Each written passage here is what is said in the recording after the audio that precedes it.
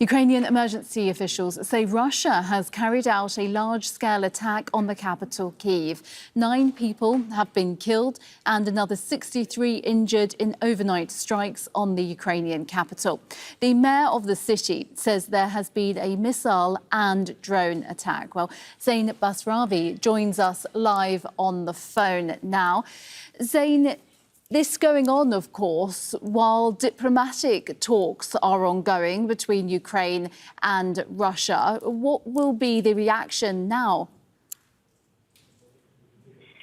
Well, I think the capital city hasn't seen an attack like this in some time. There have been a number of strikes that have taken place in and around several parts of the city, across the country, really, in recent weeks and months. But an attack of this scale isn't something that the city has seen in some time. We've got 9 people killed, dozens injured, 6 children among the injured. The air raid sirens went off at around 12:30, 12:45 in the morning, just before 1 a.m., as they normally do in the evening. But then they were followed by a series of explosions that lit up the skies around the city. This was closer to the central part of the city than it's been in some time. And then following those explosions, you also heard air defenses going on all over the city. There were drones in the air. There were people who were out past curfew.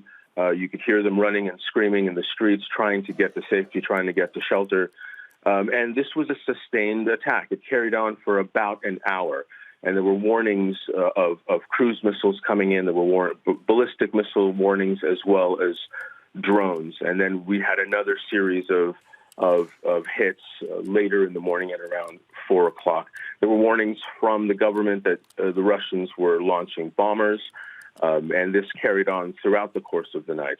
At least 42 people have had to be hospitalized. And Kyiv's mayor has said children and pregnant women were among the injured as well. And emergency medical services, as well as on-call doctors, were scrambled late at night to try to get some help to the people that needed it. There were fires that broke out throughout the city. Cars and buildings have been damaged. And so what people will be waking up to will be a very harsh reality. And what Ukrainian leaders will likely be reminding people of is that this is the way in which Russia effectively, quote unquote, negotiates. They'll say that don't look at what Russia is saying in terms of their public discourse, look at their actions in Ukraine, and their actions tell you that they're not interested in peace talks. They're simply interested in continuing to escalate the fighting. As you say there, Zein, President Zelenskyy has reminded consistently that Russia is continuing to attack Kyiv and other parts of Ukraine. But Donald Trump, has expressed optimism within the last day that a deal can be done still. What Ukrainian officials are saying with regards to Donald Trump's approach to how to try and end this war, they certainly think that the idea is good. They want peace. They want it as soon as possible. What reports are quoting some officials as saying is that Donald Trump effectively wants to be able to say before 100 days he was able to achieve peace in Ukraine. He painted himself into a corner by putting all of this in a very small timeline, and now he is ratcheting up the pressure on especially Ukraine to accept terms that would be unacceptable to any country to bring an end to the war. So people feel as though they're operating on an American timeline that was drummed up by Donald Trump and really isn't based in the ground reality of this war. And the ground reality of this war is that Russia simply attacks whatever it wants, whenever it wants. Ukraine has been replying.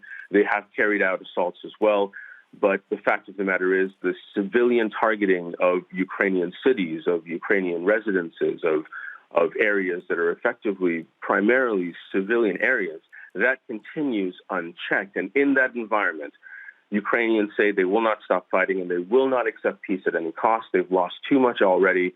They've sacrificed too many lives, and they will not accept peace if it is effectively a capitulation. And many of Donald Trump's terms, many of the plans that the White House has brought forward to the Ukrainian leadership right now people on the ground, as well as leaders in government, say at the moment it is simply more like capitulation than any sort of negotiated peace. OK, that is our correspondent Zein Basravi in the capital, Kyiv, Ukrainian capital, Kyiv, bringing us information on that Russian attack there. Thank you very much. Make sure to subscribe to our channel to get the latest news from Al Jazeera.